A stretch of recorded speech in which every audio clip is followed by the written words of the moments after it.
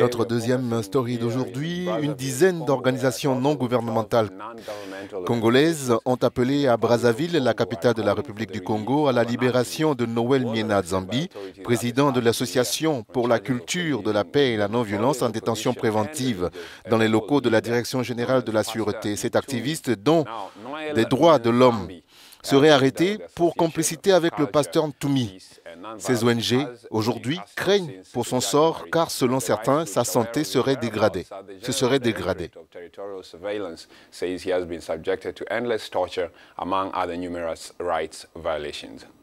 En effet, Robert, Noël Miena Nzambi a été arrêté en janvier à Kinkala, chef-lieu du pôle, et est actuellement détenu à la Direction générale de la surveillance du territoire, où d'après la coalition d'ONG qui appelle à sa libération, il serait torturé. La crise du pôle, ce département du sud du Congo-Brazzaville, secoué par des combats depuis la réélection contestée du président Denis Sassou Nguesso en avril 2016, oppose forces de sécurité et partisans de l'ancien chef rebelle Frédéric Binsamou, alias Pasteur Ntoumi. L'essentiel des combats se déroule à huis clos, sans journalistes et sans humanitaires sur place. D'après les ONG qui travaillent non loin du pôle, 20 000 personnes au minimum ont fui dans les départements voisins ces derniers mois. Avec nous ce matin pour parler de la détention de Noël Miena Nzambi, et plus largement de la situation sécuritaire et humanitaire dans le pôle, Joe Washington Ebina, responsable de la société civile congolaise. Joe Ebina, bonjour. Cela fait plusieurs mois donc que cet activiste a été emprisonné. Est-ce que l'on peut dire finalement que votre intervention intervient à un moment particulier? Pourquoi choisir de faire cet appel maintenant?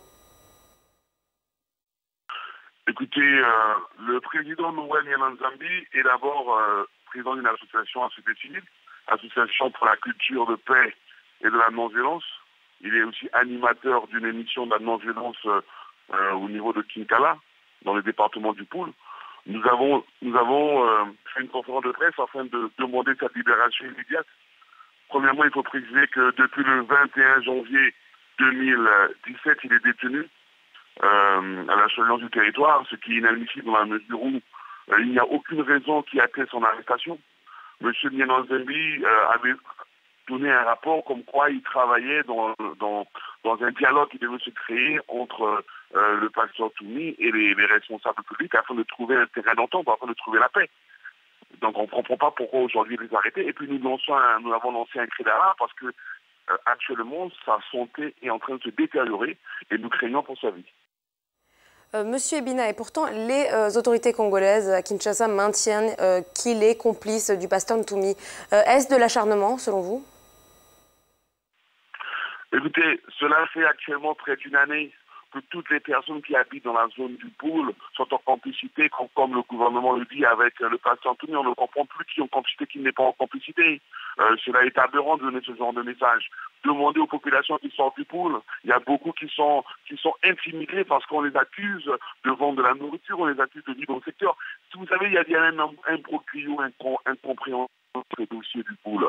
Ce monsieur est un monsieur connu de la société civile depuis de longues années. Il travaille dans un travail, qui fait un travail de paix, un travail de réconciliation. Donc aujourd'hui, interpréter cela comme étant un collaborateur du pasteur Ntoumi, cela est aberrant. Et en plus, ça fait 5 mois qu'il est arrêté. Et en 5 mois, il aurait pu très bien avoir un procès. Il aurait pu très bien avoir une explication claire de la situation. Sa détention est arbitraire.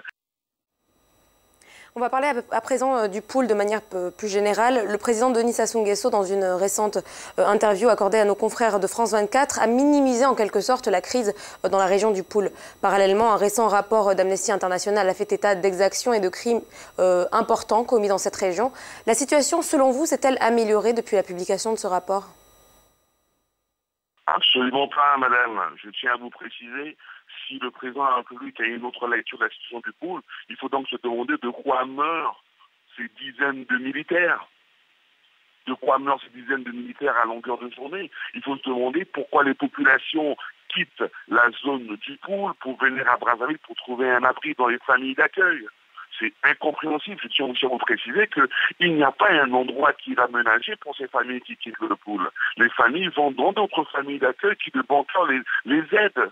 C'était incompréhensible. La lecture du président de la République, nous l'avons dénoncée. Nous avons bien précisé que cela n'est pas en rapport avec la réalité des populations. Et nous demandons donc au président de la République d'assumer cette responsabilité de crise afin de créer un système de dialogue sous l'égide de la communauté internationale pour que finalement ces populations, parce que comme toujours c'est les populations qui subissent, ces populations puissent vivre en paix et regagner leur maison. Voilà un grand problème. La situation ne s'est pas améliorée. Nous sommes toujours, nous recevons régulièrement un rapport alarmant des populations, des témoignages qui précisent encore une fois que les gens sont intimidés, les gens vivent sous la peur, et cela est incompréhensible. Donc c'est un désarroi total. Une dernière question, Joe Washington et Bina. Quelle est votre marge de manœuvre en tant que coalition d'ONG si le pouvoir finalement ne répond pas favorablement à votre appel? Mais écoutez, cela fait longtemps que nous disons ce message-là. Lorsque le gouvernement nie cette réalité, nous continuons. Ce que nous avons à faire, c'est simplement de continuer à nous exprimer, à exprimer notre désarroi, à exprimer notre mécontentement en tant que citoyen de la République, en tant qu'organisation de la société civile au Congo. Qu'avons-nous à faire? Nous n'avons qu'à faire, nous n'avons que ça à faire. Nous n'avons pas autre chose à faire puisque nous ne sommes pas dans une logique de violence. Nous sommes dans une logique. Notre seule contestation vient simplement de notre indignation au quotidien, de cet état d'esprit qui est incompréhensible et qui ne fait pas avancer les choses. C'était Joe Washington Ebina, membre de la société civile congolaise, qui nous répondait depuis Brazzaville.